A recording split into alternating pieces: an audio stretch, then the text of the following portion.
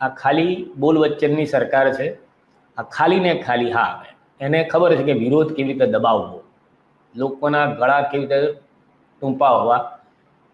બાકી એમની પાસે એક જે આખી મશીનરી છે, એ મશીનરી એમણે તૈયાર કરી છે, જેવી હિટલરે કરી હતી કે હિટલર ગમે તે કરે, છીંક ખાઈને તોય વાહ કરે એવી, એ એના ભરોસે કરે છે. બાકી આ પ્રજાનું આખા દિવસમાં એક રત્તી વાર વિચાર કરતી હોય ને એવી મને શક્યતા છેલ્લા 20 વર્ષથી નથી કે મોદી સાહેબના મનમાં કે અમિત શાહના મનમાં એક સેકન્ડ માટે, એક સેકન્ડના 10મા ભાગ માટે પણ, અથવા તો હું તો કહું છું ચલો એમના સપનામાં પણ પ્રજાહિતની વાત આવતી હોય ને એની મને શક્યતા નથી લાગતી.